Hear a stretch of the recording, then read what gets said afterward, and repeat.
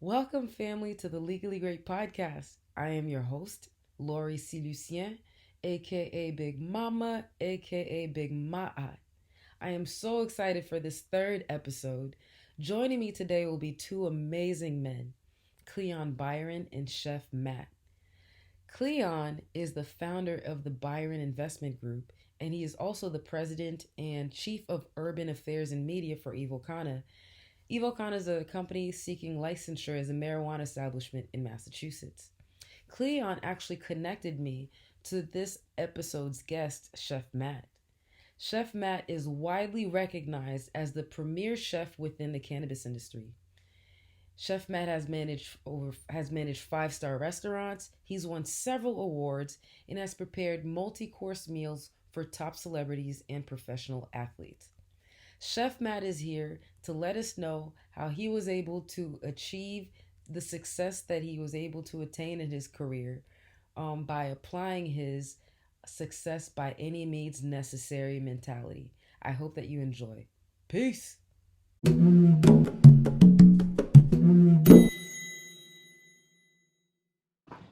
Thank you so much for jumping on. Cleon, thank you for putting this together. I know I called you once and I told you I want to get information that's counter propaganda, where we show different facets of ourselves as a people, and you jumped on like this. So this is great. I appreciate people who say who say they're gonna do something and then you know what they do? They go ahead and do it.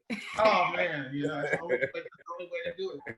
All right. So I appreciate that. And I appreciate you, Chef Matt, for like I called you couple we had this is our third conversation around this.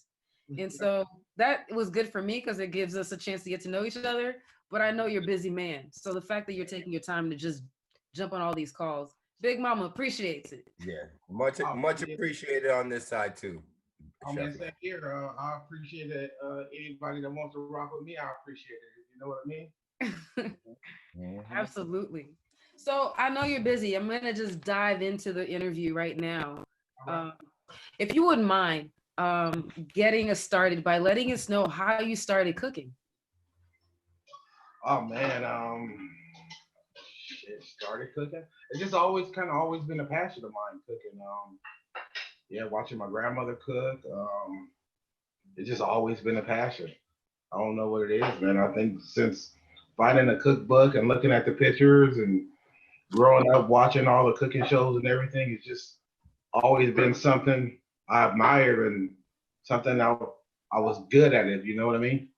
Right. You have Yeah, a passion. it's just always been a passion. It's just something I took a liking to and kind of excelled at it.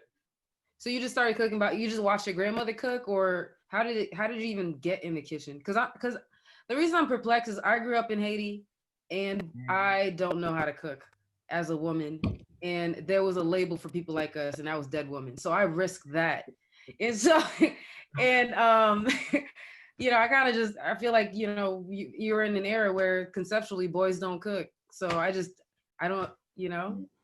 I guess I'll blame it on my dad. Growing up, like he didn't believe in like fancy restaurants or nothing like that. And I'd be like, Dad, I want to go here, or we see something on TV, and he'd be like, you can make it yourself for half the price.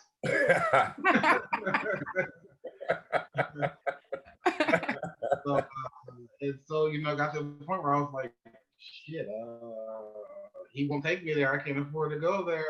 Maybe I can convince him to buy it at the grocery store, and my parents would buy what I wanted to buy. If I wanted a juicy steak, they would let me buy it. I'd take it home and cook it. I'd be like, shit, go to the, you know what I'm Yeah, That's awesome. that was the beginning.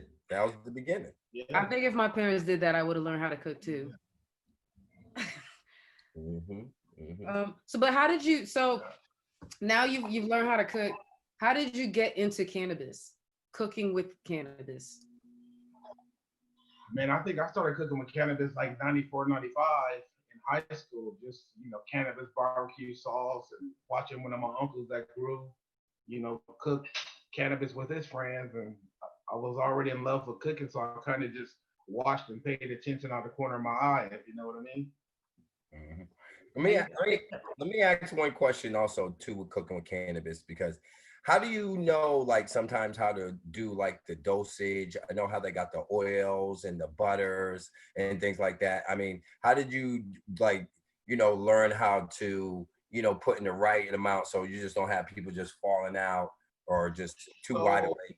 what I did was I connected with this guy out of like Humboldt County, and he had a spreadsheet and he had a lab, and I was just explaining to him about dosing and everything. So basically, what he did was he created this spreadsheet that once you entered the results from the cannabis, once you put it into the spreadsheet and say if you added, say the cannabis is tested at this, and these are the numbers for the cannabis, Mhm. and then you're going to add this much cannabis to this much oil, this will be the end result. You get what I'm saying? There's a spreadsheet that did the math for you. Then all you had to do was follow up and go get it tested to see if it kind of stayed within the parameter. And it was always pretty spot on, like within 10%. Nice, nice. 'Cause I always think that's like probably something like, I want to cook with cannabis, but I don't want to knock people Right. out or, or because like with you use it as a seasoning to, how to bring out the best flavor. Right. I mean, it goes both ways. There are a lot of people who are just guessing the milligrams. They're just adding stuff to it and just guessing, not lab testing. You don't know if there's any chemicals or pesticides or anything in it. And I've just always been aware of as a chef that, when people are putting stuff into their body, there's a responsibility that comes along with that. And so I take what people put in their body from me, very serious because you could easily hurt somebody. That's true. So, that's always been something that's I've always took pride in. And all my oils and everything I make is always lab tested. I don't play around because last thing you need is somebody to eat something and get sick. You're in a world of trouble. Yeah. That's it. Right, right. So Well, thank you. Mhm. Um, I'm gonna just touch on real quick on something that Cleon said, that you don't cook to knock people out, you cook for flavoring. And I think that a lot of these shows are, in a lot of the things that we see in in media, it's always about how can you get the strongest dose in your food to the most THC. So how did you develop your concept on cooking with cannabis, and what is it exactly? I mean, my method was always from the medical side. So I wanted people to be able to consume cannabis and still be able to function. I started out making coffee creamers that people could, some people hate their jobs and jobs can be stressful. So, I know cannabis, works with stress and relaxing people. So one of my biggest products was um, cannabis coffee creamer, and I learned that it helped a lot of people, and a lot of people drank it on their way to work when they got to work and just wouldn't care as much anymore. Mhm. And I always come at it from that. Like when people call me and say, "Man, this is my bachelor party. I want to get fucked up." I quickly explain to them that I'm not the person for that. There's plenty of other people you can call if you guys want to have a good time and and feel medicated and still be able to function. Then I'm your guy. But I'm never out to get anybody just overly loaded because to me that's misusing what it's designed for. If you know what I mean. I know. Exactly. Exactly. And you know what? And that's really going to fold into one of the things that I noticed about you is your sense of integrity, and like the fact that you really know yourself and what your values are. And you get offered opportunities all the time that you don't take, that the average individual would, because it looks really appetizing. So can you explain to me how you're able to maintain, well, first of all, how did you develop that sense of self? And how are you able to maintain it in the face of things that might lure people into kind of straying from that? I'm gonna throw a little bit on that. And with all the celebrities and all the, the hot shots that you deal with. I don't. I guess because I don't look at anybody as a celebrity. I tend to look at everybody, as a person. I've never got caught up in a whole celebrity thing. Everybody puts their pants on, one pants leg at a time, and just like I just treat people, how I want to be treated, and I just don't get caught up in all the hoopla. And at the end of the day, I have to look at myself in the mirror, and no amount of money or fame it's worth me not being able to look in the mirror. You know what I mean? I know exactly what you mean. I know what you mean. it just comes down to what your goal is. If your goal is to get famous, then you're going to do whatever it is to get famous. If your goal is to get money, you're going to do whatever you have to do. But my goal is building a legacy and a great product and be around for hundreds of years, building a product line that's around for hundreds of years. So, you know, I have to do what fits into my brand, if you know what I mean. And he said an important word that I love because I'm a word person: legacy. And that is something that we need in our community. And I love that you put that, something that can be lasting. And it's so funny. I went to a seminar and there was this guy there, and he said this thing where there's always one person maybe in your family who kind of lifts you up and puts you up there. And that word legacy, it just chimes on into that with me. So It that's does. And I think I love it because it really creates a sense that legacy requires you to look into the future. And sometimes because of the way life has been set up for us, we haven't been given the luxury of even projecting into the future to even build a legacy. So I know through our conversation, you talked about how you actually even raise your own children so that they're prepared mentally and have the skills to even begin to take over this. You're not just handing it over to them. Could you explain to that? How do you build a legacy in these times? I mean, it's just building a brand that's like a niche. I think finding something that's a niche, and just building a brand that kind of just has like integrity, has purpose, it has meaning, it has a purpose really, if you know what I mean. And as far as building a legacy, like I always say, my son is really hands on. You know, we communicate, you know, every day, every couple of days, and I let him know what's going on with the business. I allow him to interject, you know, his ideas at 20. And at the end of the day, I mean, I'm building all this for him, and I can't wait for the day where I could just be the chef and he's the CEO, and I don't have to do anything but cook. Any business, just call my son. I know what you're talking about. Exactly. Exactly. And that's awesome because you know what, you know, not to get biblical or anything, but you know, they always say, you know, you're supposed to leave something for your kids' kids. You know, that's something that's written in there. And I think you're on your way. Absolutely. And I think that's a new way of thinking about survival. A lot of people think about surviving for a day, but what about ensuring that your ancestors survive for 3, 4 generations? I think that's really how we need to start contemplating and planning for our future. I mean, I think it has a lot to do with our people thinking of things that's like now. They want it now. You know, I just watched something on the internet the other day. Like, we'll spend all our money trying to look rich rather than be rich. If you know what I mean. I sacrifice a lot. You know, building my own brand with no outside investors or anything. It's like I give up a lot of stuff that I could be doing, but it's like that's the sacrifice, and that's what's gonna make it so much sweeter when you know get to where I'm going. If you know what I mean. Yep. I think, you know, as we are on here, like, you know, as an entrepreneur, as somebody who's branding and marketing himself, like, I think it would be good also to know just not all the sacrifices, but maybe names a few sacrifices so people could kind of understand. I mean, it's just like not having the latest car or what society says you need to be cool, not spending hundreds and thousands of dollars on clothes, Okay. you know, not out clubbing and ripping and running the streets. You get what I'm saying? Yep. You Yep. know, Yep. not just jumping up and go buying a house when I could take that money to buy a house and invest it in something and let that investment buy the house and other things. You know what I'm saying? So people just have to figure out what they're willing to sacrifice, and you know, to each his own. If you know what I mean.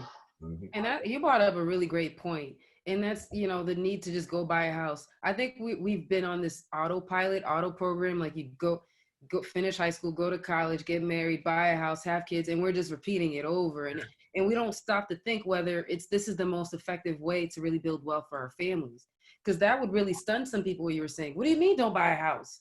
I often say too, don't go to college until you know what you want to do. And then when you figure it out, then you use it and you network within that space, unless you have the unlimited funds and time. I mean, there's a book that talks about that. Rich Father, Poor Father talks about how times have changed, and graduating from high school, going to college, creating deals just to get a job and pay it off. Like society isn't set for that anymore. Now it's time for people to graduate high school, start businesses, and and have create more businesses and more jobs. So I mean, it just comes down to like where your mind is, and It's Exactly. funny. I have a conversation sometimes with the kids in my family, and I'd be like, don't go to school because to me, school trains you how to work for other people instead of Hmm. training you how to work for yourself. So you're right, and the society teaches that, and like we have this frame where we're set. What's on the walls of our school? Doctors, essential workers, basically, right? And we don't really get to think outside the box. So that's an awesome point. I mean, I think that like it's different. Like my son's 20, he went to college and he didn't want to finish. And he told a couple of other family members before he told me. And when he called me, he thought it was going to be a big deal. And I was like, it's not a big deal as long as you're doing something to further yourself. I don't mind that you're not going to school, but you're not going to be couch surfing or something like that. You have to have a purpose, or be working towards something. And when he expressed interest in the business, it was like, all right, well, let's get to work then. I don't mind is an idle life, if you know what I mean. So it's a matter of figuring out something, if you know what I mean. Absolutely.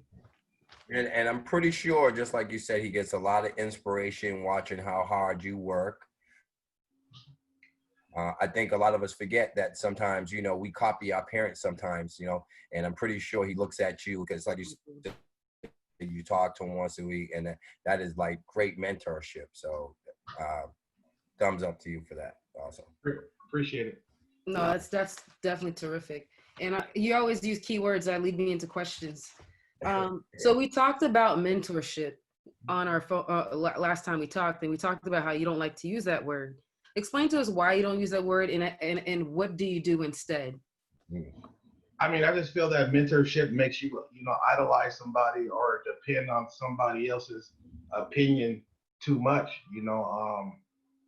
My dad often says that if you tell somebody an idea and they like it, it's probably not a good idea because it's probably been done before. So it's about thinking outside the box. And sometimes if you believe in that mentor word too much and you got a great idea and you take it to your mentor and he shoots it down, you might not do it when in reality it was just over his head. So I mean, I just think that mentor is a I think you can find another word for it, but I look at it as just like a, fellowshipping or a friendship or something. Right. Um, I don't want anybody idolizing me more than I want to idolize anybody else. I tell people, I'm the first person going to tell you if you think it, you can achieve it. I don't care how crazy it is. I'm never one to tell somebody it can't be done or, you know, if I care about you, I'll give you my opinion or a few things to look out for, but I'll never tell you not to do something. And I just think that mentor, it could get dangerous for people because I've had mentors or looked up to people that I feel that I've shared great ideas when they didn't think it was a good idea. And 5 years, 10 years later, it's the biggest thing ever. Like shit, I remember when, I thought about that and they told me it wasn't a good idea. And it's like at some point you gotta stop listening to people and trusting yourself, Exactly. you know? I agree with all And of that. I think a mentor is more of a, not even a mentor, they're supposed to be a bit of a guide. The problem is sometimes when you don't have your own sense of self, you want to replace your own judgment and give it to somebody else so that they can make the decisions for you. And it's unfortunate. So I think sometimes in a mentorship relationship, you do have the mentee kind of wanting the mentor to tell them where to go, tell them how to move, and that gets a little dangerous. I like to tell people like call me if you got a business decision and you want to weigh the pros and cons of that decision that you're gonna make, but like never call anybody for like approval or cosign, if you know what I mean. Mm. And that's where it gets, you know, dangerous. I think about all the shit I've been wanting to do over the years that I let people talk me out of, and I got to the point where Mhm. you know what, I've been living long enough for everybody. it's really time for me to start doing everything that I want to do. And it just only sucks that I waited so long to start doing what I want to do. If you know what I mean? Yeah, we all. Yep, I totally understand that. It takes years to build that courage and self. Yeah, man. You Yeah. just got to believe on yourself, man. Bet on yourself. Success by any means. Is what I tell people. And you can't lie to yourself. You still have to look yourself in the mirror and all that. So as long as you believe in yourself, you're good to go. You said success by any means necessary. kick down doors. Don't take no for an answer. To hell with anybody says. Do it your way. I mean, to hell with them. And I'm going to lead into something that we talked about earlier, Lori, like, how, like, we all have taken falls in life, you know what I mean? But got back up from them falls and then let them hold us back. I think you and Lori had talked about how you had a fall and you no matter you even, I don't know about what the fall or how it happened, but how you picked yourself up and like, look at the person that you are now. Chef Matt Cook, making cook videos and, doing podcasts and, making other aspiring people saying, you know what, I can do this. I mean, I came a long way like, everybody else. I made probably just as many mistakes or more, as the next person, but it's about learning from those mistakes. And like it says, when you become a man, you got to put away your childish ways. If you want a different result, you got to come up with a different action, if you know what I mean. So it's just a matter of staying true to yourself and doing what needs to be done, if you know what I mean. If that makes any sense to you. It makes a whole lot of sense to a lot of us. To a lot of us. Go ahead, Lori. No, and I agree, and I think that being able to go from making a mistake and changing your whole self, that involves you. I keep bringing up self-worth and self-value, but that does involve you moving into a space where you know your worth and know that you can actually accomplish. What are some of the influences in your life that were able to get you to have the correct mindset for you to start moving in that direction? Honestly, it was books. Often our people don't have a lot of people around us that's able to share certain ideologies with us, if you know what I mean. Mm-hmm. So, I had to find it in books. I think I was telling you that one time when I was locked up, I had a friend that I didn't want to know I was locked up, and she kept reaching out to me via Facebook. And I told my sister was like, somebody's looking for you. And I said, hey man, look, just tell her where I'm at. And I was like, she'll never reach out to me, a successful woman like this don't want to be bothered with a knucklehead. And within a few weeks, man, I got a letter from her and a couple books. And just, reading those books and the inspiration that she gave me, kind of like hit a light switch. And it was like how somebody that I looked up to you see something in me and I don't see what they see.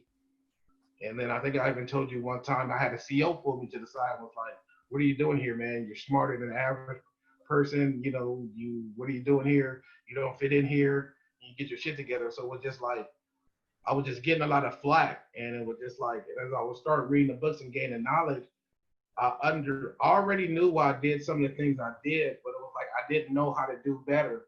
And reading a few books kind of helped me understand it all. You know what I mean? Mm-hmm. Wow. That's awesome. And I like how he said you're like, but even the people who are around you that were in there were like, you don't belong here.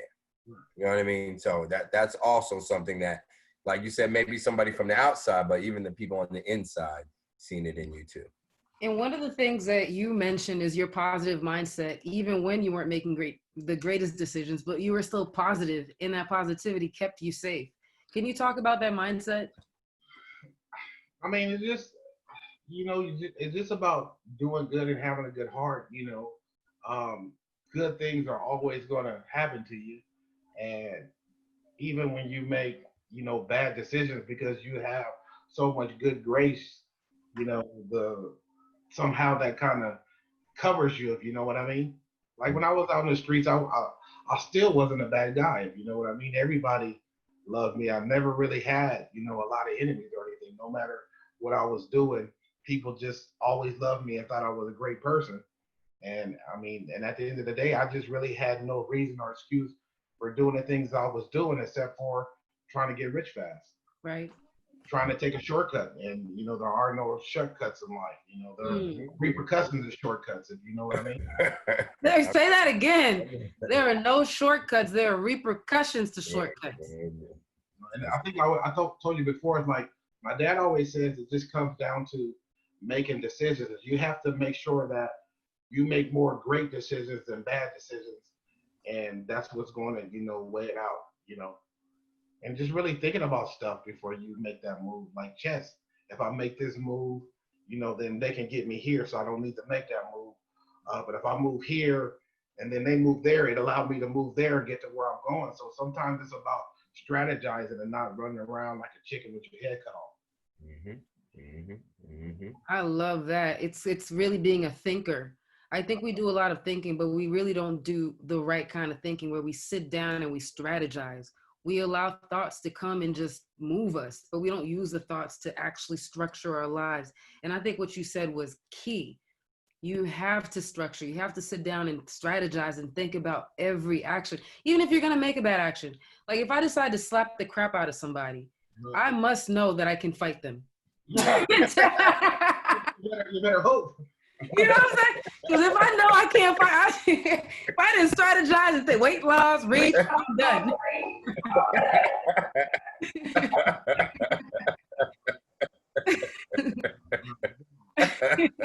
I keep saying it's the hat. It always has me wanting to slap you. I'm sorry. You got any smack your mama rib sauce over there, chef?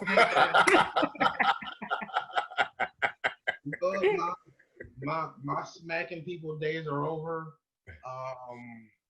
Man, when people just start talking about stuff I don't like or the conversation ain't conducive, man, I just keep it pushing.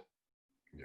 You know, you got to learn to walk away from, you know, from some conversations, but I have no time for idle conversations. You get what I'm saying? Like, if I'm not going to gain or learn something, or I'm not giving you jewels, what the hell are we talking about? Right. You know? Yeah, You just on repeat. Right. Like a parrot. One of the things that we talked about, and I personally used to struggle with when I first got in business, was getting paid my worth as a person of color in my industry. And you had mentioned, you know, how you get paid what you're worth. So how are you able to do that in this industry, in your industry, and not really like succumb to the fear of not getting clients because you're overcharging? Just by virtue of you charging a correct price for black, but you happen to be black. I mean, that's not easy, and I mean, you just have to explain to people they're going to pay, you know, for what you're going to get what you pay for, and I'll often tell people when you hire me, you're getting a peace of mind. You know, like if everything could go wrong and you wouldn't notice at the client, because I do this, I've been doing this, you know, for 25 years. Like I know what could happen, I know the do's and don'ts, so I strategize, you know, and I mean, it just is about sticking to your guns, man. If you know you're great at what you do, and you know, and you've given as much discount and as you can give, I mean, at some point, you got to put your foot down. Does that mean you should be charging top? I think you just have to find that medium, what you can settle for, or whatever, or till you've earned the right to get there, and people can say, "Oh yeah, well I see why it's this," but right, he's putting in the work. Right, but that's always going to be subjective, if you know what I mean. Mm-hmm. And I like the fact that you're talking about knowing your worth. I think a lot of us going around a lot of times not knowing our worth, and you know, having a gauge of what we're bringing to the table and saying that it's worth just as much as any other human being is a great thing. No, most definitely. Yeah, I mean, I've struggled with everything that everybody else has struggled with and is going to struggle with it. I mean, I've struggled with it and I still struggle with it. I mean, that's just business. You know, I have my great days, I have my bad days. You know, it's just it's anybody makes you think that you're going to get to a certain level and there's never going to be any growing pains or good days or bad days. You know, that's a lie. You know what I mean? I mean, you know, being self-employed, owning your own brand, and being your own boss comes with, you know, a lot of responsibilities, and you know, you gotta take the good with the bad, if you know what I mean. Absolutely. Absolutely. Now, I mentioned that I kind of wish I could meet your dad and kind of vibe with him because a lot of the stories that you told him about how he educated you was just exceptional. And what can you give us a story about how your father taught you value? How it's Uh, not, yeah. yeah. So, Cleon, you probably remember this, but remember when the Bo Jackson Nike shoes came out? Mm-hmm. I Mm-hmm. just I just had to have a pair at the time. My dad owned like two or three mechanic shops. He wasn't a mechanic, but he just invested in these franchises, and you know he had them. Mm-hmm. And I was like, Dad, you know I need these shoes, and my dad was like, yeah, he was like, all right. He's like, well, you know, you got to go work at the shop for 2 weeks. You know, learn to do oil changes and a few other things. But to make a long story short, he took me to the mall and he had the lady get them, and he also told her bring out the cheapest pair of shoes you have in here too.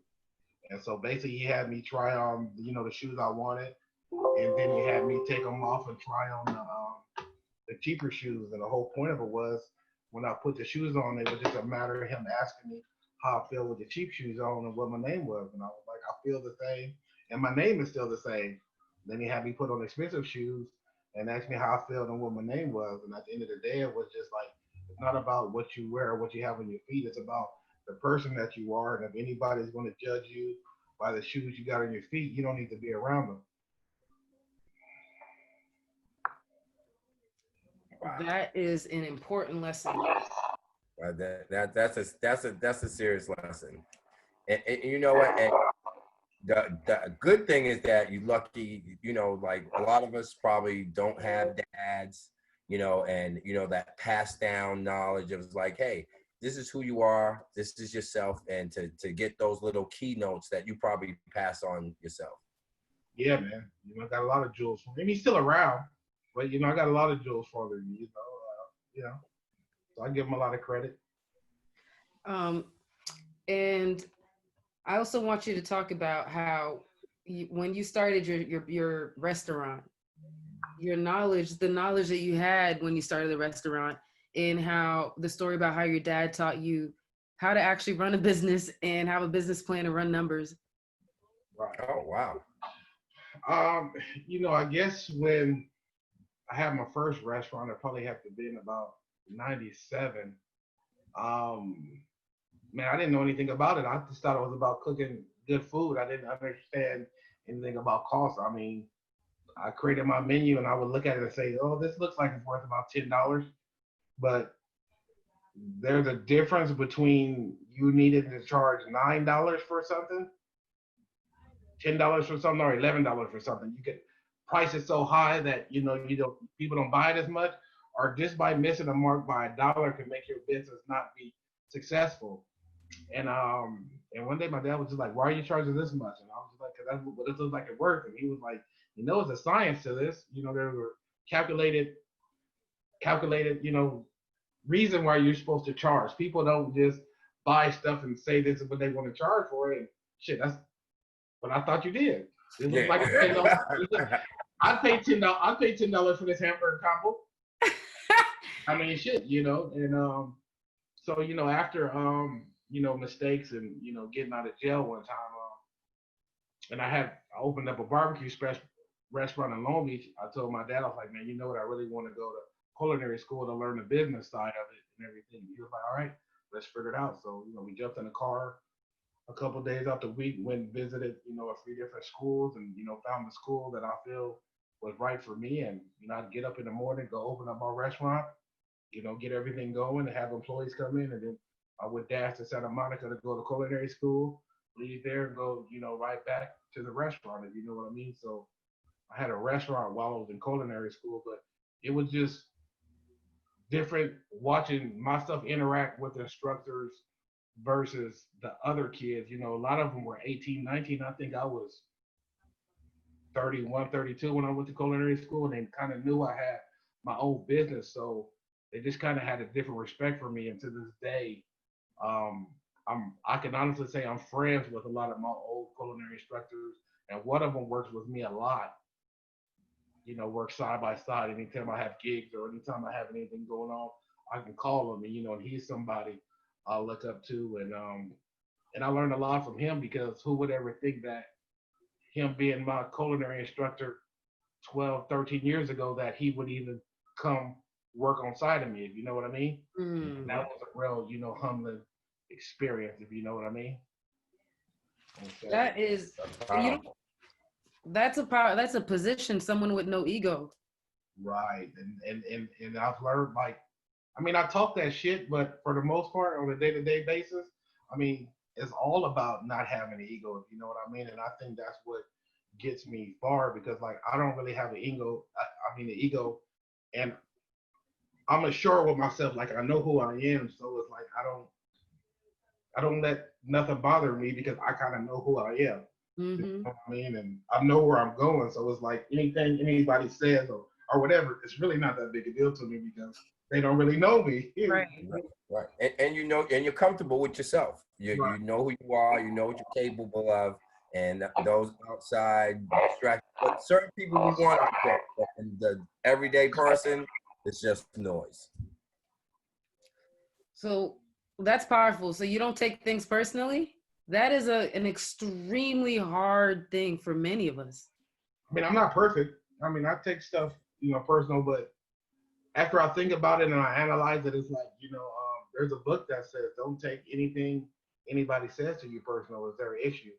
So, man, it just really comes down to retraining your brain and your mind, and that's kind of like having to like reboot your mind and go against everything you've been taught, and that's kind of hard for some people, but that's what growth is: reprogramming your brain and your mind to think the way you wanted to, not what it was programmed to do. If you know what I mean. Mm-hmm. How do you even begin that process? Because sometimes it feels like the mind has a mind of its own. I mean, it does, but like I still have thoughts sometimes. I have to tell myself, "Hey, man, that was an idiotic thought." That's the old you thinking. Um, that's maybe not the most logical way to go about it. Think about it some more. Than I tell myself how I should be looking at it and how a businessman or somebody would be. Sorry about that. My computer just shut down on me. Full battery and everything. It's pretty weird. You've been overworking it today. That's probably Right. No worries at all. Glad you're back. Absolutely. Yeah, most definitely.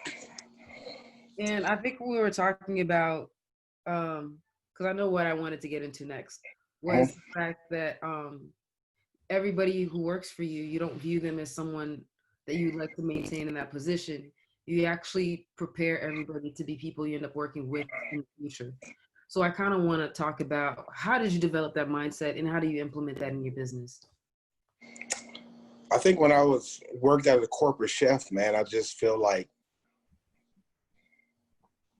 you're kind of treated as like, I think sometimes bosses have egos, if you know what I mean. And sometimes people lead, by dictatorship, if you know what I mean. And that's how I was trained to be when I got into corporate, and I just hated it and it didn't work. And when I realized that I was being taught the wrong way and I started developing, being more of a leader than a boss and, getting my hands dirty. When I was a chef de cuisine, I was over, restaurants, multi-million-dollar restaurants. And a lot of chef de cuisines tweeted they staff like my way or the highway or a dictatorship. But, I got hands-on with my guys. I got in there and did the prep work, when my guys needed help in the kitchen, I never hesitated, to get in there and help them. And that was frowned upon. Like, why are you doing that? That's not your job. But it's like, yes, it's my team. And what kind of leader stand there and let his team drown and not help? And so, once I figured out, I was like, I don't want to be a part of corporate anymore. I want to work with people that are excited to work with me. And like I say, anybody works for me now, I want to transition them into being like an independent contractor or being their own boss. And, I bring you in when I need you, but I never just want to be anybody's boss, if you know what I mean. Mm-hmm. And I think I read a quote. I'm not gonna say I can get, but they said, a good leader is someone who's trying to make other people leaders. Yeah, man. That's how you get your blessings. When I was overseas, I still talk to almost every chef that I worked with, whether they were lower on the totem pole or same level as me. I mean, we have a great relationship, and we learned, a lot from each other, and we kind of all came to the conclusion that, some corporations just run by dictatorship, and I always wanted to have something different with a different culture, if you know what I mean. Mm-hmm. I wanted to create an atmosphere where people love to come to work. They can't wait to come to work. They got ideas on how to make stuff better, because it's like, if you only want to do stuff your way, you're only going to get so far. I want to have fresh people coming in that have these great ideas, next level ideas, and constantly building. And I feel like once you get to the point where it's all about you and what you think, that's kind of where you stop growing. Mm-hmm. Mm-hmm. That's true.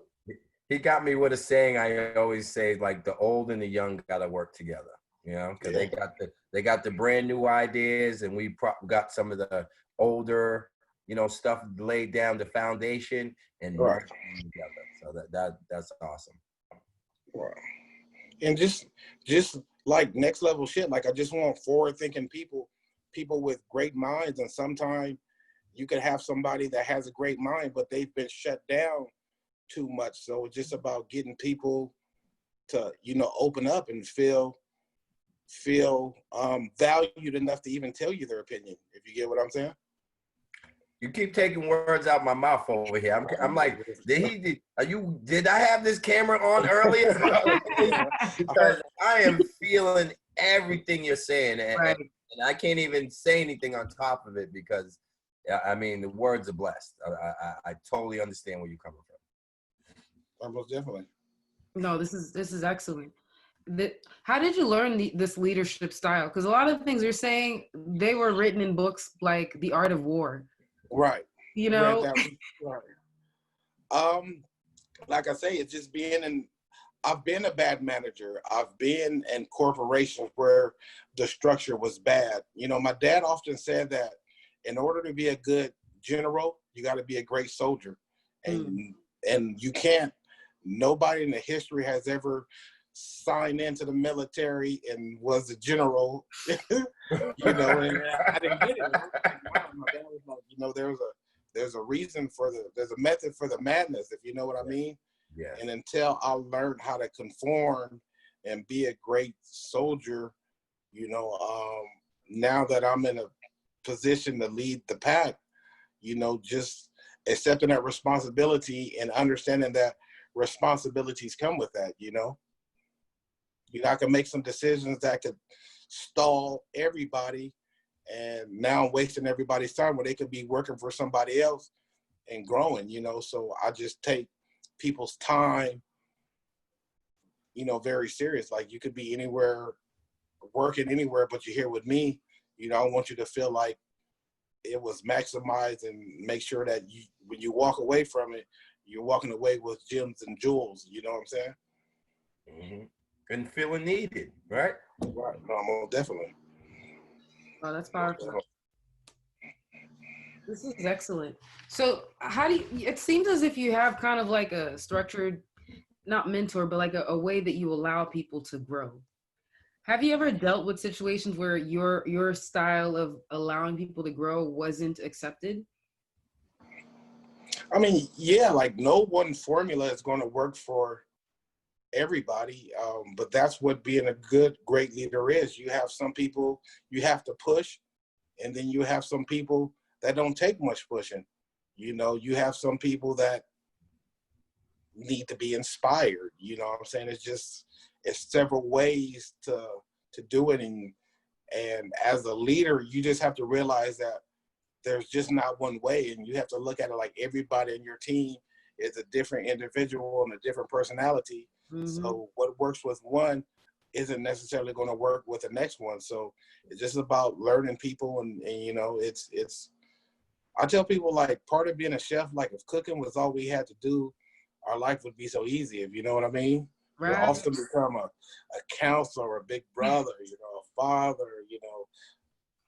So much comes along with, you know, being a leader. You got to be able to look at one of your people and tell when something's wrong and that they're having an off day.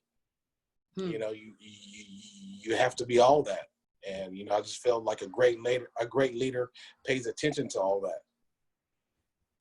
And Keys. Listening to that, I can see how workers, where you're taking time, almost like watching for their mental health in some ways. Yep. You know what I mean? And people don't really think about that, but, you know, being able to be aware, like, what's the strengths, what's the weaknesses, and how far you can push and not push to get the maximize the best out of the people that you work with, to me is also a mental health thing, which a lot of people probably don't think about working with people.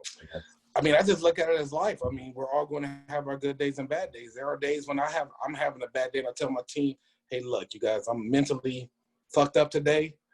I'm gonna just hang out in the background and, you know, get some other stuff done. And they're like, cool, we got it. We know what to do. You showed us what to do. We know you're right here if you need us.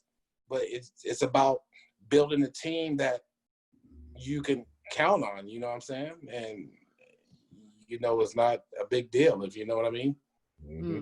Mm-hmm. So, But I think what's clutch here is that you actually are everything you're asking your employees to be. well, I'm not perfect. Not perfect, but you've been, Oh. you tell them, like, if you're having a bad day, you give them the space to have a bad day. So Yeah, it's it's life. If you think you're going to have a company and every day your employees, like, nobody goes through shit, then I don't know what you're thinking. You know what I'm saying? I mean, that's just not reality. You know what I'm saying? Yeah. Well, that's literally the reality in some corporate places, in some corporate firms. I mean, it could be as little as stepping to a side, having a 10-minute conversation with them about what's ever bothering them. And after the conversation is done, they feel better. I mean, it's just life. You know what I'm saying? And you know what? That's all they needed. Somebody just to listen. Yeah, That's all they needed. Just listen. That's all. You know, we're all human. You know. I don't mean to push anything, but I also want to talk about food. Okay. Get into some food. Yeah, let's talk about it. Yeah. Well, you know, you have your brand out there. I don't know if you want to just tell us the name of your brand and stuff like that, just so we can just have it out there. So I have two brands. I have CB Daily Eats and I have the Chef Matt brand. Okay. And the Daily Eats is more of what? CB Daily Eats consists of CBD products like cooking oils, like I have a chili oil, I have a vegetable oil, olive oil, a regular honey, a barbecue sauce, and a balsamic vinaigrette.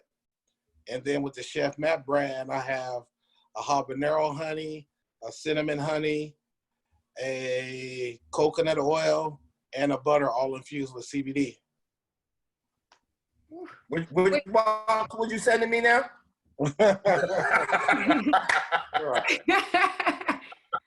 Do you source your CBD extract, or how do you obtain it?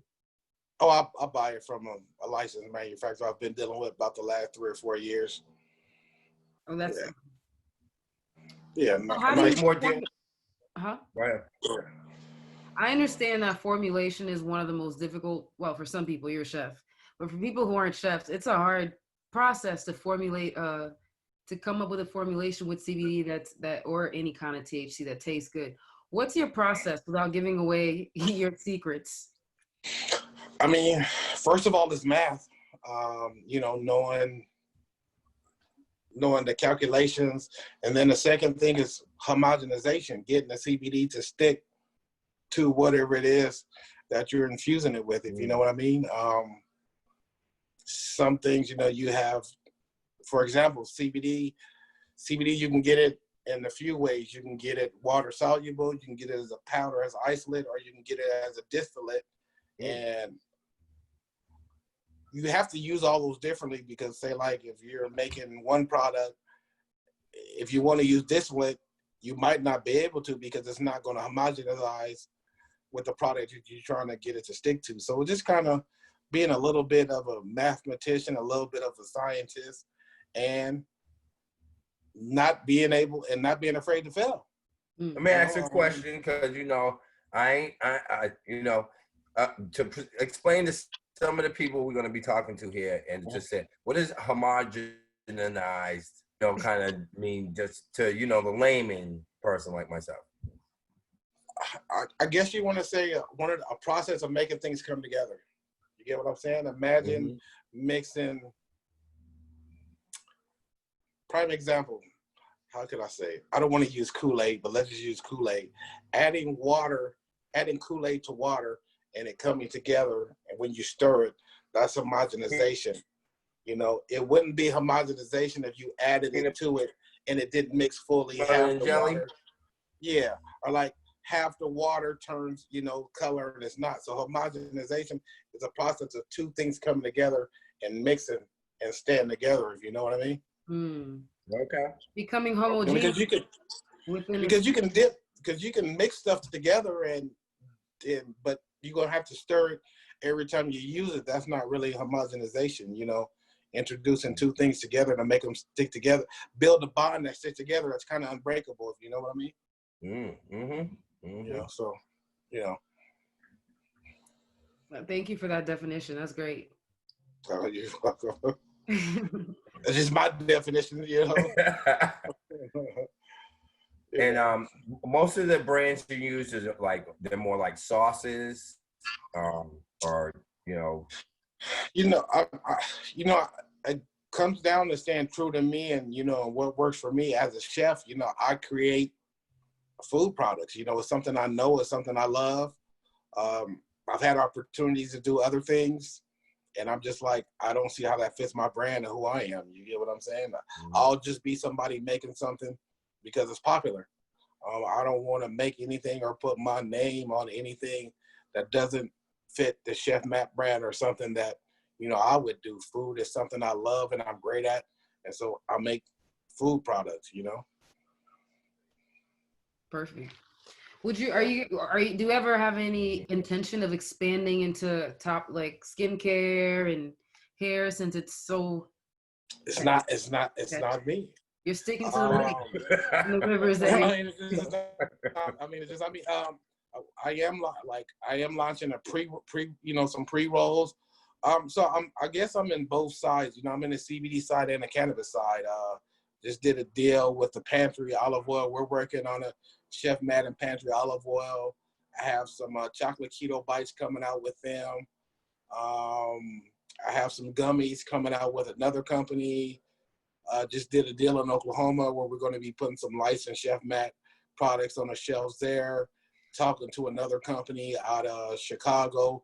So just trying to do licensing deals in other states, that are licensed, where I could just take my brand name there and link with a company that's already there.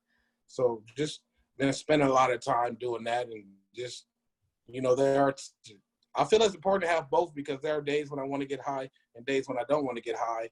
And, you have some people who want cannabis, and you have some people who want CBD. So I just kind of want to have both sides covered, if you know what I mean. I understand. So I think that what you're doing is excellent, these licensing deals. Because, Cleon definitely knows how expensive and how onerous it is to go through licensing. So for you to have gone to every state and drop down, and that would have been excessive. Yeah, it would have been $500,000 to $1 million in every state. How do you negotiate these deals? Is it because of your notoriety? I'm just trying to understand, if I were a young kid who is sitting here in culinary school, but I want to get into the space, how do I do these? How do I get into these licensing deals? I think it just comes down just like networking. I'm by far not one of the most popular chefs in the industry, but I will say my phone rings more and I get invited to, a lot of to cater, a lot of the biggest, in the industry, events, but you may have other chefs out there that have 10, 20, 30, 40, 50,000 followers. So I just felt like it kind of has to come down to what's important to you, and being respected by my peers and within the space is more important to me than having a shitload of followers. And so to answer your question, it just comes down to relationship. If you're talking to somebody in another state and they can pick up the phone and call somebody that they know in your city or to ask about you, and you have a good reputation, I think that's where it weighs in. And when they find out, all the expos and my background and everything that I've been to, they're able to look past that. I may not have awareness. You get what I'm saying? You just have to find that, happy medium, if you know what I mean. Want your phone to ring or you want 1 million followers? You know what I'm saying? And that is I'm vital. I'm more focused on, product than having a shitload of followers, if you know what I mean. Mm-hmm. Mm-hmm. So, I know exactly what you mean, because I deal with this a lot, where we have a lot of people focusing on putting out content designed to give them a lot of followers, but not really focused on building the quality of their products or the quality of whatever they're trying to push out. And you're saying whoever is watching who wants to start and be in Chef Matt's position, the key is focus on the product and focus on your relationships and focus on building a reputation of integrity, authenticity, so that people can rely on you. And then your phone will ring, because ultimately you want the followers to lead you to the phone ringing. So right. spend your time doing what Right. leads to the phone ringing. Right. I guess I'm just saying, like, do you, again, it's like people want instant gratification, and the instant gratification, as fast as you get it, as fast as it's going to go. And I think I was telling somebody the other day, it's like, when you build a house, the most important thing is the foundation. And, some people spend more time working on their foundation. I just wanted to build a solid foundation so that no matter if the world shakes or the wind blows hard or whatever, my house ain't going to fall down, if you know what I mean. Mm-hmm. So if you build a good foundation, that goes to relationships with people and everything, that you'll stand the test of time. A natural catastrophe could come through and you'll be one of the only few standing because you took a little bit more time to work on your foundation. So if you could read in between the lines, you get what I'm saying. Easy come, easy go. There's always shortcuts. Yeah, but if that shit ain't gonna last long, if you know what I mean. I think a lot of people don't really understand how important relationships, reputation goes a long way with your business. Building good relationships, and not also building the relationship, word of mouth, and people saying, that's a good person, and vouching for your character is also part of, business also too. Right. That's more important than anything. I know people that. Go ahead. Go ahead. No, I don't think a lot of people really know how important that is. We a lot of times we take it for granted, but as we're speaking to young future entrepreneurs or people who are trying to become better and build their brand and market themselves, like yourself, that integrity and making sure that you can do the best you can, and try to do what you say is the best you can, goes a long way. I often tell people, like, it's going to be one of the hardest things you ever do in life. Betting on yourself, building your business. It ain't going to be easy. And if you think that you just going to slap your name on something and your friends or family are going to support it, I mean, you're sadly mistaken. I mean, this is going to be one of the hardest things you ever have to do, and there are going to be days you feel like giving up or it ain't worth it. But I mean, that's just part of the entrepreneur blues, if you know what I mean. You gotta look at it, success by any means. It's gonna get rough some days, and you're gonna have some good days and some bad days, and some gonna outnumber the others. But you got to remember what your goal and what your focus is, and what it is that you set out to do. And if you make a promise to yourself, you kind of want to deliver on it. Mm-hmm. That And is I understand what you mean. The days I don't want to get up, right? Some days you just don't want to get up, but you gotta get up, right? Gotta get up. You gotta I mean, take that phone call. I mean, there are days where like I don't want to do interviews, and it ain't nothing personal, but it's like nobody knows what I'm going through behind the scenes. I could just be having a bad day mentally, and not in the right mind, and you don't want to be on camera coming across as nonchalant or an asshole, So, but you got to learn to like flip that switch. You know what I'm saying?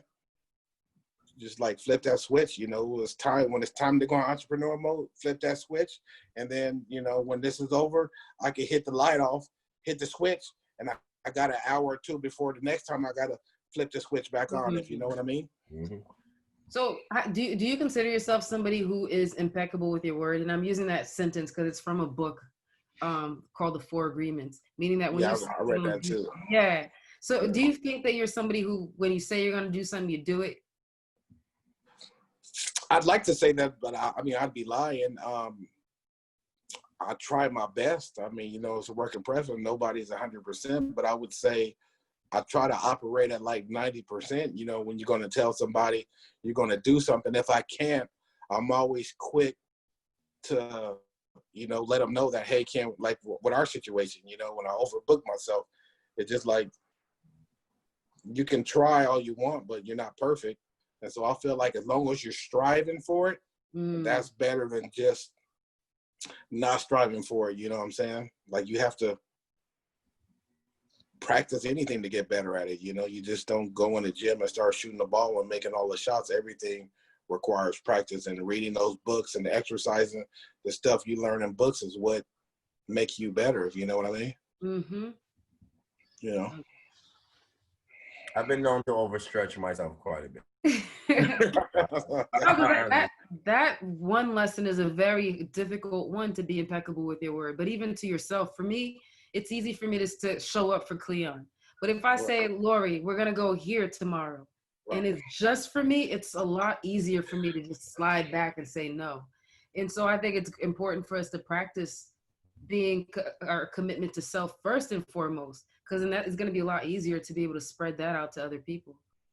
No, most definitely. Especially if it's something that you need to do that's best for your well-being or whatever, then yeah, because at the end of the day, you're only cheating yourself. Right. So, okay. Ultimately, you lose. Right. Man, that's great.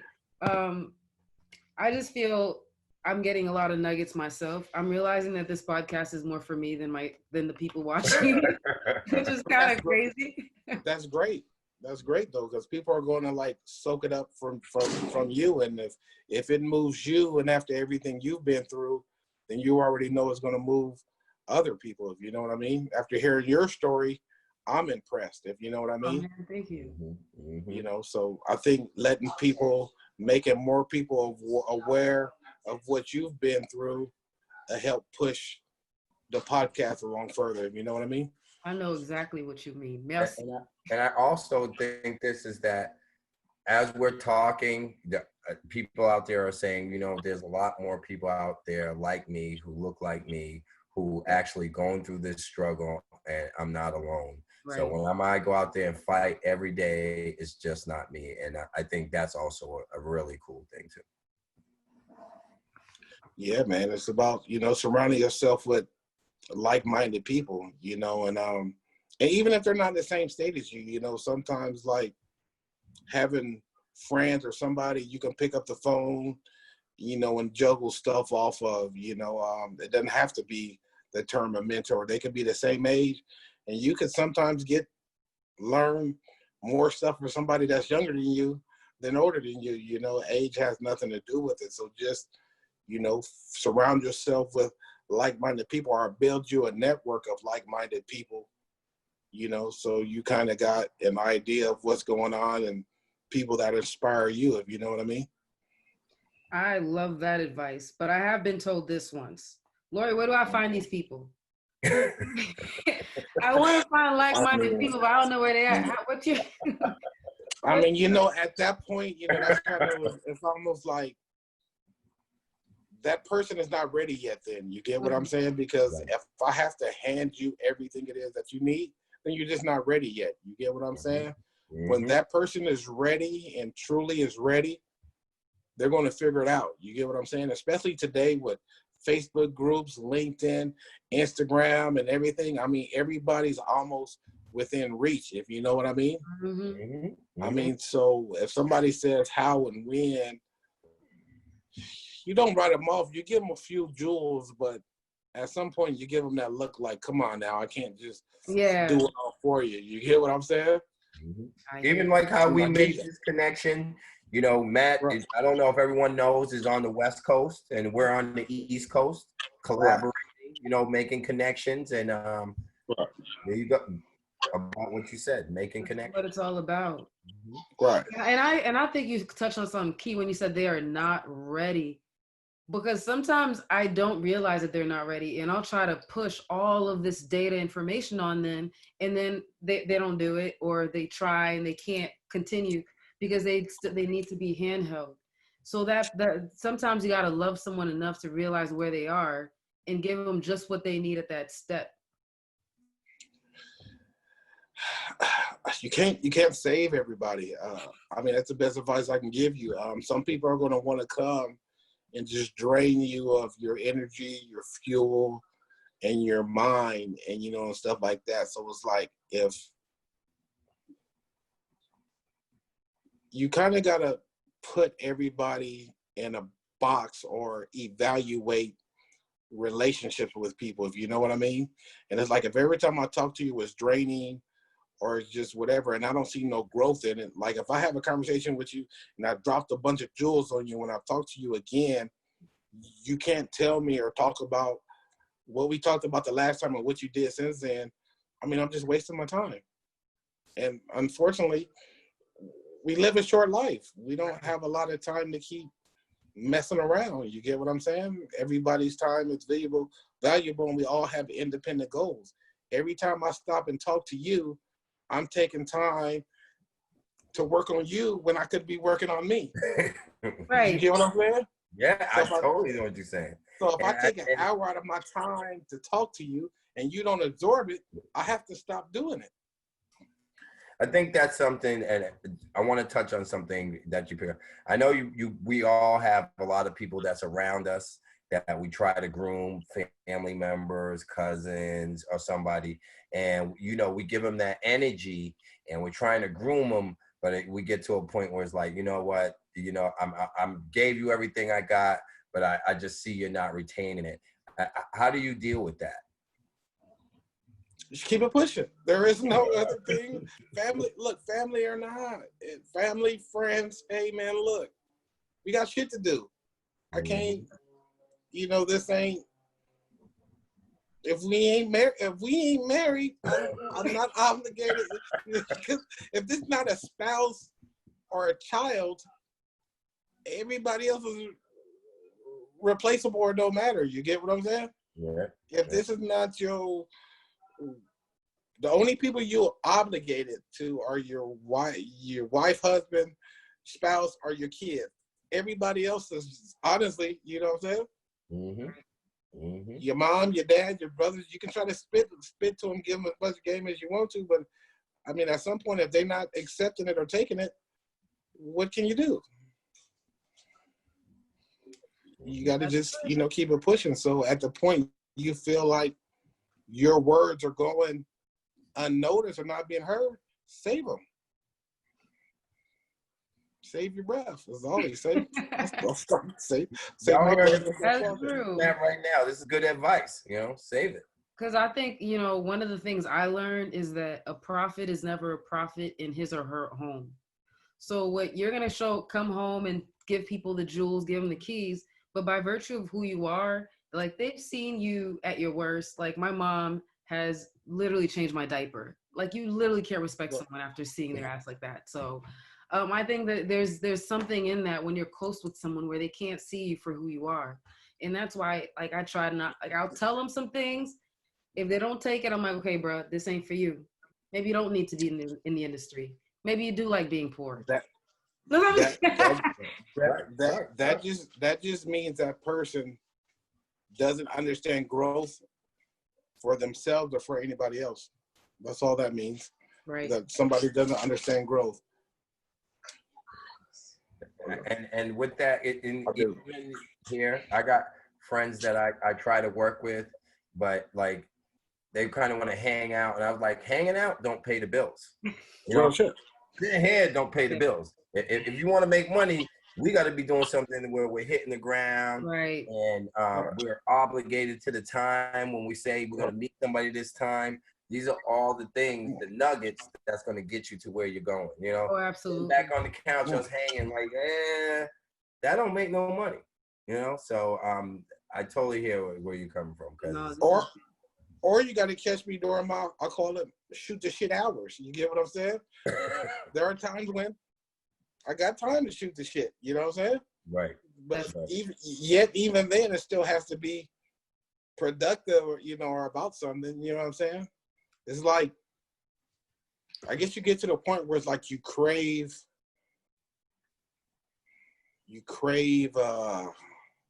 just for your mind to be stimulated, if you know what I mean. Mental stimulation. Like, I want to sit around and talk about sports and all that shit. It's like, if I can't get something out of it, then it's really just not that, you know. Yeah. I always have a conversation sometimes where I you know, because we all have the chuck out old friends, right? And the conversation was that why can't we be together, have fun, and make money at the same time, right?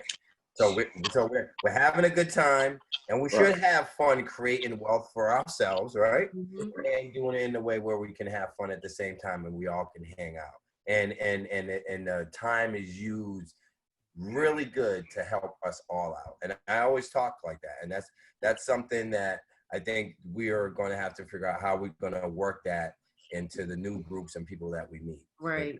To come together, have fun, work, and prosper at this time. I don't know. I think it's because maybe I grew up in a third world country, but I think people are overly addicted to having fun here. Like, you're going to school. What do you mean fun? You're building a business. Like, build a business. There, you will enjoy yourself as you do it. But the fact that you need music, sounds, and like, right. You know, it's really it's work. That's why they call it that. Yeah, you put in the work now, and you enjoy the fruits of it, you know, later.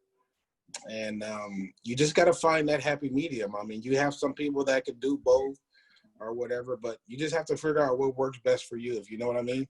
Mm-hmm. I know when I went to college, all I cared about was women. You know, and for that I paid a price. You know what I'm saying? Didn't stay focused in school. You know what I'm saying? You know, so, you know, and I think we spoke about that on the phone. It was like, I admire you from coming from another country and coming over here to go to school and stay focused. Here I'm from here, went a couple states over and couldn't stay focused. But that's only because it's like we take what we have for granted. You get what I'm saying? Mm-hmm. And also, too, you know, there's also systems out here that, you know, propel us sometimes. Not saying but you know, but we're past the point where it's like we can't keep using these systems as excuse. It's like, once you know better, you got to do better. And that's why I say, like, success by any means. Like, ain't nobody open up no doors for me. If I see a door, I kick it down or I build my own. I hear all this, and, you know, how hard it is, you know, for blacks in this business and all that. I mean, it's no matter what you do or in life or whatever you're trying to do, there's always going to be obstacles. Mm-hmm. And I'm just like, I know that, so I don't get that upset or scream bloody murder when I run into an obstacle. When I see an obstacle, I sit down and analyze it, then I outthink the obstacle. Absolutely. I call that we're professional hoop jumpers. Absolutely. Right? I mean, that's just kind of how you have to be. Yeah, we know there's always gonna be shit that they gonna throw our way or make it harder for us, but you just gotta outsmart the system.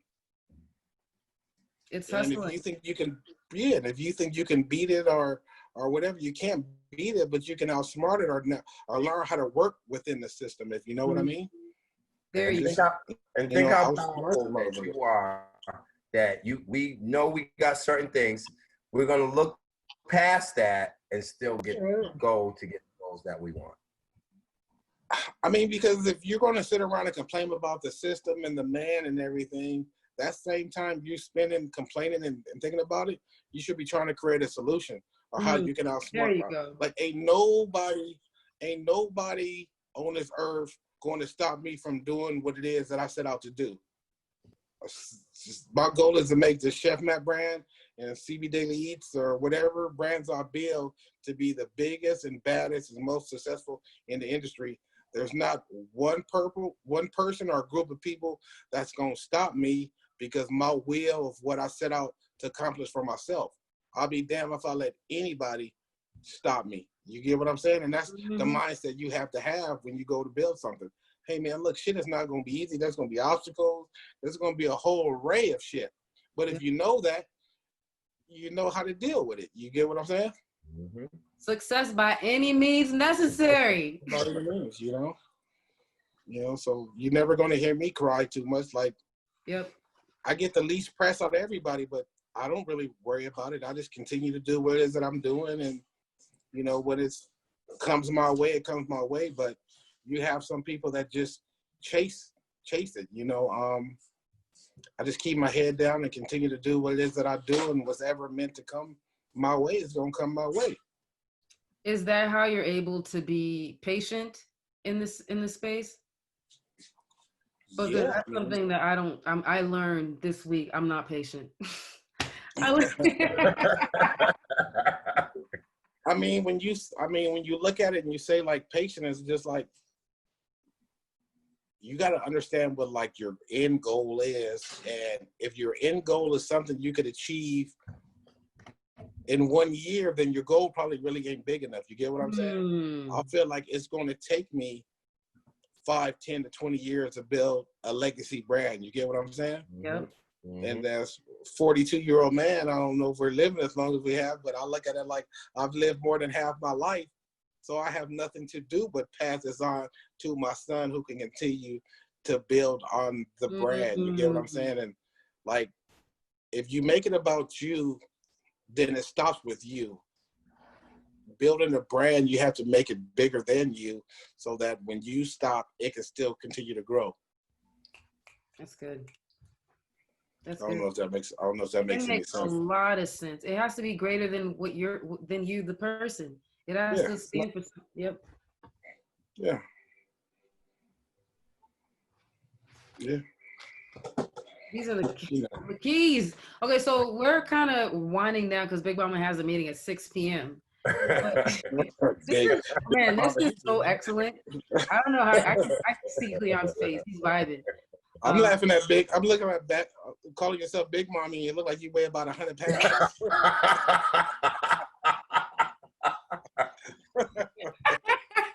I'm glad you said it. Right. I let it slide a few times. I was waiting for you to address it. I wasn't touching that one. and you know, I'm 5'2" and a half. Wow. So yeah. No, I used to be a big mama. When I lived in Haiti, I had no physical activity. So I was about 190 pounds, close to 200 when I moved here. Good girl. You know what I'm saying? I ate good.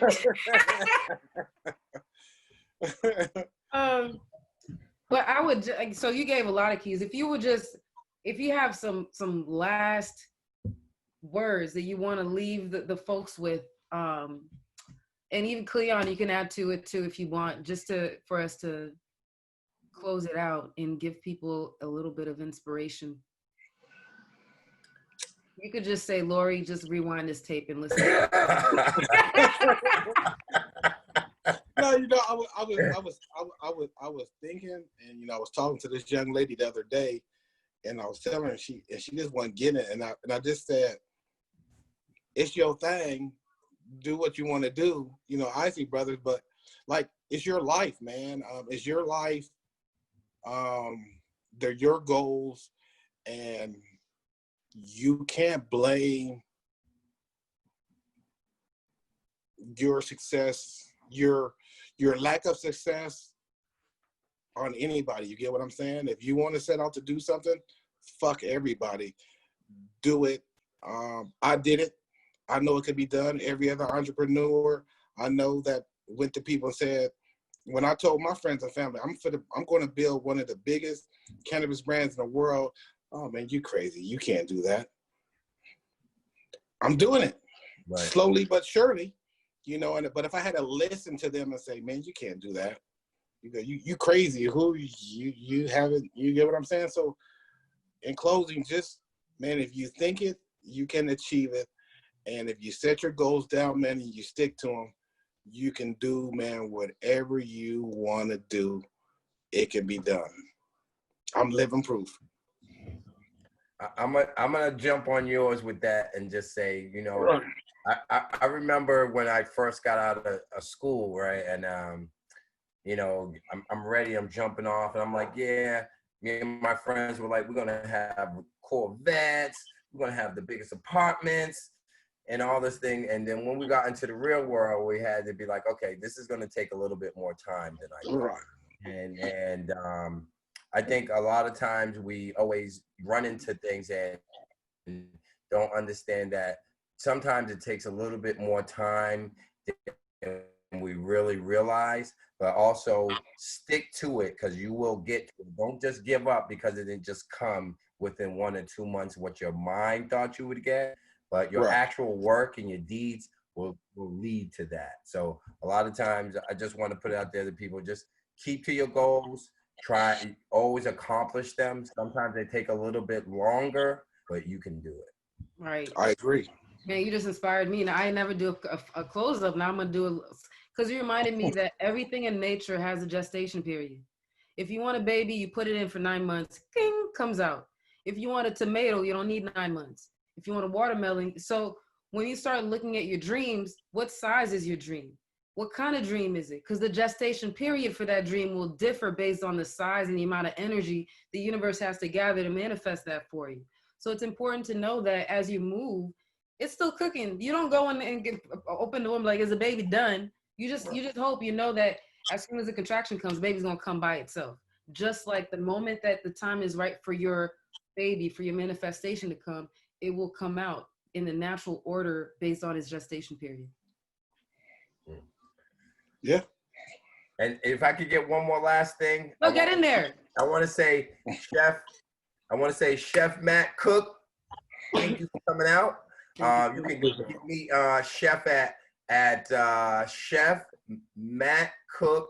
No, Chef Matt at, was it 2.0, right? All right. Yeah. On IG. And we got Chef Matt on Facebook, right? Chef Matt, Chef Matt 2.0 on IG, Chef Matt Cooks on Facebook, and chefmattcooks.com is the website. Yep. And you got recipes and videos. I gotta watch. Yeah, you got a lot of good stuff on there. Yeah. And I'll be sharing some of your content just to get it out there. But I can't watch it too much because I will be expecting some of that good stuff. You know what I mean? So I don't want to get myself. Yeah, you guys just let me know. I should have had it. I should have had it to you guys before we did this, so that you could have had a chance to experience. But I'll get it. I'll get some out to you guys in the mail tomorrow, Monday, and we'll do it again. And that way you will have been tasted it by the next time, if you know what I mean. Oh, absolutely. We would love to have you come back. Yeah, I appreciate it. I would be honored. Yay. Yeah. Just get comfortable coming back on. Oh man, you know, it's easy when you're talking to good people and you're talking to like-minded people. It's easy, if you know what I mean. Mm-hmm. Exactly, man. Thank you so much for coming on. We Thank will you be for having in me. touch. I will send you. I'm gonna send you this recording, Okay. the raw footage of this, so you can do what you desire with it. I know you want to tell them. Oh, man, Right. I am so grateful. Thank you so much. Cleo, oh man, okay. We will chat. Yes, we will. Matt, we're gonna chat too. Peace. Appreciate Thank you guys so much. Blessings. Thank you guys okay? very much. Yeah. Stay safe out there, okay? Because we got work Always. to do. Okay. All All right. right. Thank you guys. All right, Bye you guys. bye. Thank you. Bye-bye. Peace. All right.